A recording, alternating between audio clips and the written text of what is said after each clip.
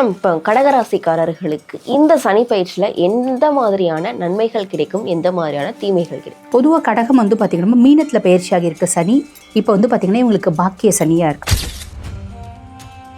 கடந்த வருடங்களில் கடகம் பட்ட கஷ்டம் அப்படின்றது சொல்லி மாளாதுமா. நிறைய கடகராசி வேலை இழந்தாங்க, குடும்பத்தில் பிரச்சனை. மேலே கடகத்து சனியினோட பார்வை 3, 6, 11 பாவத்தை பார்க்குறேன். ஏன்னா அஷ்டமத்து சனி வந்து என்னை பயங்கரமாக வருத்து எடுத்தார். நீ எவ்வளோ அடிச்சாலும் தாங்குவேன், அந்த மனசுக்கு நான் வந்துட்டேன். இவர்களுடைய இல்லற வாழ்க்கைன்றது எப்படி இருக்கும்? உருகி உறவா, தாத்தா பாட்டி மாமா மாமி இப்படி எல்லாம் ஆசை கடகத்துக்கு உண்டு. கடகத்துக்கு திருப்பி இதெல்லாம் கிடைக்குமா? கிடைக்கிறது. பொதுவாக வந்து கடகம் வந்து பார்த்திங்கன்னா அம்பிகை வழிபாடு பண்ணோமா. கணவர் மேலே அதீத பாசமாக இருப்பாங்க. கணவர் அதில் இவங்க 100% கொடுக்குறாருன்னா 10% கூட கணவர் கொடுக்க மாட்டார்.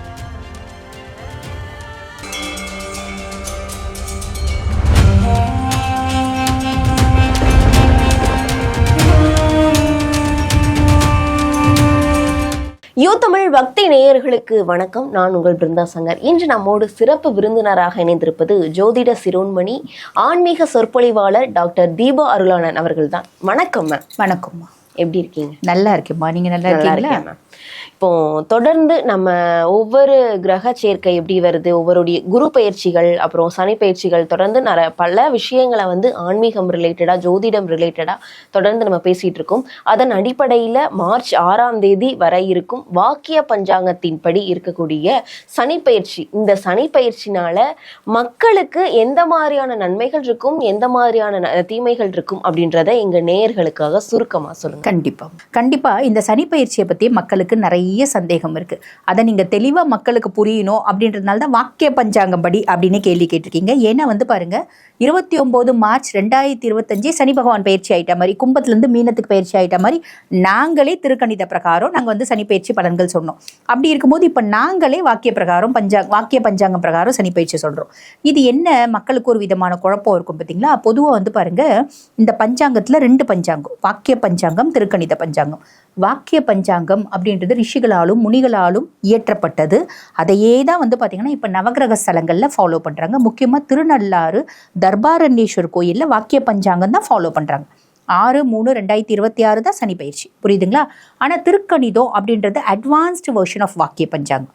வாக்கியம் தான் பேஸ், அது அட்வான்ஸ்டு மேத்தமெட்டிக்ஸ், அட்வான்ஸ்டு ஃபிசிக்ஸ் அப்படின்னு சொல்கிறாங்க பார்த்தீங்களா? அந்த மாதிரி அட்வான்ஸ்டு வெர்ஷனு. அது பிரகாரம் வந்து பார்த்தீங்கன்னா மார்ச்சே வந்து சனி பகவான் பயிற்சி ஆகிட்டார். ஆனால் இன்றளவும் வாக்கிய பிரகாரம் ஃபாலோ பண்ணுற மக்கள் எத்தனையோ பேர் இருக்க தான் செய்கிறாங்க. இப்போ இந்த மார்ச்சுக்கு அப்புறம் பிறந்த குழந்தைகள்லாம் வந்து பார்த்தீங்கன்னா ஜாதகம் எழுதுறதுக்கு கேட்பாங்க பார்த்தீங்களா? அப்போ பெற்றோர்கள் கேட்பாங்க, மேடம் எங்களுக்கு வாக்கிய பஞ்சாங்கம் பிரகாரம் எழுதி கொடுங்க. அவங்களுக்கு சனி பகவான் கும்பத்திலே இருக்க மாதிரி தான் எழுதி கொடுப்போம். மேடம் எங்களுக்கு திருக்கணித பிரகாரம் எழுதி கொடுங்க, சனி பகவான் மீனத்தில் இருக்க மாதிரி எழுதி கொடுப்போம். அப்போ என்ன வந்து பார்த்தீங்கன்னா காலம் மாறுச்சு அப்படின்னாலும் இன்றளவும் வாக்கியத்தை ஃபாலோ பண்ணுறவங்க இருக்காங்க. அவங்களுக்கு இந்த பதிவு அப்படின்றது கரெக்டாக இருக்கும். இப்போ கடகராசிக்காரர்களுக்கு இந்த சனி பயிற்சியில் எந்த மாதிரியான நன்மைகள் கிடைக்கும், எந்த மாதிரியான தீமைகள் கிடைக்கும்? பொதுவாக கடகம் வந்து பார்த்திங்கன்னா மீனத்தில் பயிற்சியாக இருக்க சனி இப்போ வந்து பார்த்திங்கன்னா இவங்களுக்கு பாக்கிய சனியாக இருக்கா. கடந்த வருடங்களில் கடகம் பட்ட கஷ்டம் அப்படின்றது சொல்லி மாளாதுமா. நிறைய கடகராசி வேலை இழந்தாங்க, குடும்பத்தில் பிரச்சனை, டிவர்ஸு, அசிங்கப்பட்டாங்க, பிள்ளைங்களால் தலைக்குடிவு, இப்படி நிறைய உயிர் மட்டும்தாங்க மிச்சம், உயிர் மட்டும்தாங்க சொச்சம் அப்படின்னு சொல்கிற கடகம் ஜோதிட பார்க்க வரும்போது நிறைய பேரை நாங்கள் பார்த்துருக்கோமா. அப்படிப்பட்ட கடகராசி அன்பர்களுக்கு இப்போ சனி வந்து பார்த்திங்கன்னா பாக்கிய சனியாக இருக்கான்.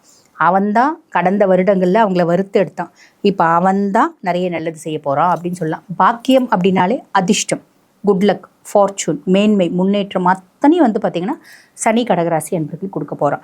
இப்போ பொதுவாக சனியை பற்றி சொல்லணும் அப்படின்னா 7 மற்றும் 8க்கு அதிபன்மா. கலத்திரஸ்தானத்துக்கும் இவன் தான் அதிபன், அஷ்டமஸ்தானத்துக்கும் இவன் தான் அதிபன். இவன் 9ஆம் பாவத்தில் வந்திருக்கிறதுனால நிறைய கடகத்துக்கு வந்து பார்த்திங்கன்னா காதல், திருமணம் இதெல்லாம் வரும். காதல்ன்றதை சனி கொடுப்பானா? சனி தடுக்க மாட்டான்.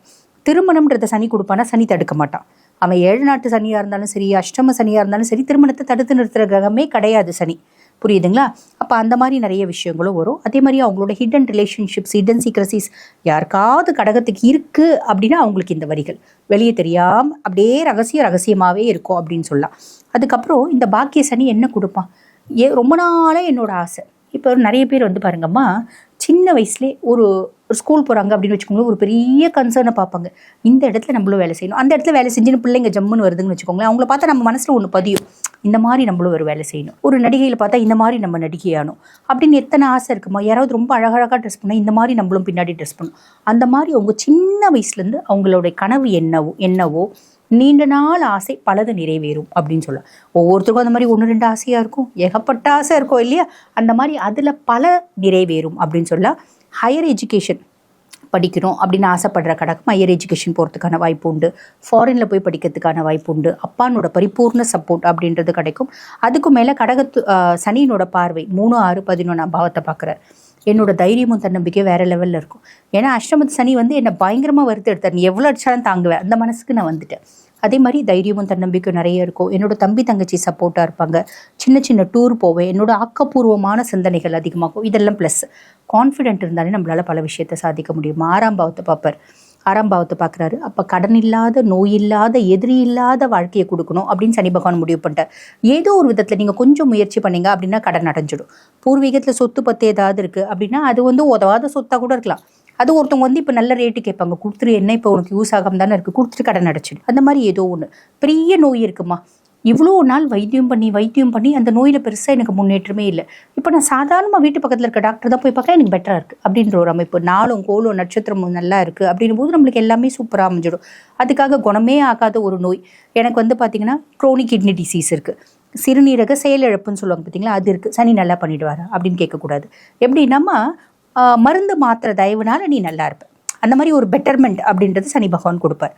அதே மாதிரி லாபஸ்தானத்தை பார்க்குற, செய்யக்கூடிய தொழிலை நீ சின்சியராக செய்கிற அப்படின்னா நல்ல லாபம் அப்படின்றது கிடைக்கும்.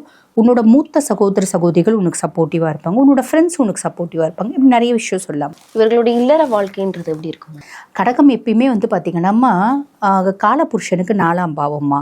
அப்போ தாயை போல அன்பு செலுத்தக்கூடிய ராசி அப்படின்னா கடகம் அப்படின்னு சொல்லலாம். எல்லாருக்கூடையும் சின்ன வயசுலேருந்து உருகி உறவா, தாத்தா பாட்டி மாமா மாமி இப்படி எல்லாம் ஆசை கடகத்துக்கு உண்டு. கடகத்துக்கு திருப்பி இதெல்லாம் கிடைக்குமா? கிடைக்கிறது இல்லை. ரொம்ப கணவனை விருப்பப்படுவாங்க. லவ் பண்ணால் கூட ரொம்ப சின்சியராக லவ் பண்ணுவாங்க. கணவர் மேலே அதீத பாசமாக இருப்பாங்க. கணவர் அதில் இவங்க 100% கொடுக்குறாருன்னா 10% கூட கணவர் கொடுக்க மாட்டார். சரி, கணவர் தான் கொடுக்கல, இருந்தாலும் நான் பாட்டுன்னு என் வேலையை கடமை செய்யணும் அப்படின்ற மாதிரி ஃபேமிலி ஓரியன்ட்.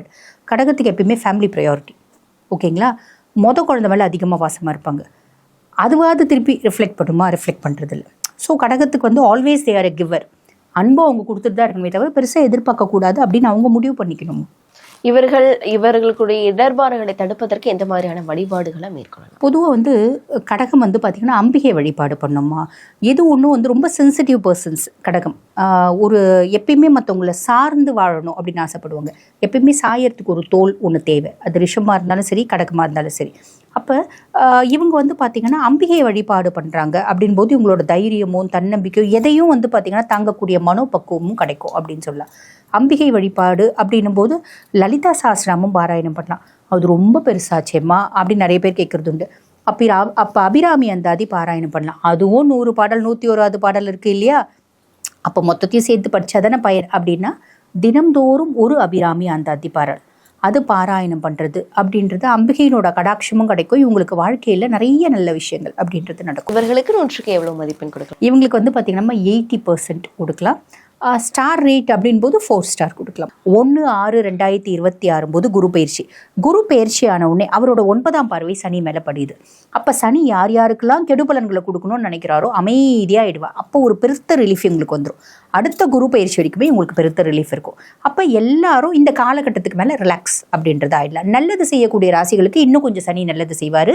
கெடுக்கணுன்ற ராசிகளுக்கு அமைதியாகிடுவார். அப்போ எல்லாருக்குமே அந்த காலகட்டம் நல்லா இருக்கும். கண்டிப்பாக மேம். தொடர்ந்து நம்ம ஒவ்வொரு ராசிக்காரர்களுக்கும் இந்த சனி பயிற்சி எப்படி இருக்கு அப்படின்றத பார்க்கலாம். கண்டிப்பாக. நன்றி மேம். நன்றி.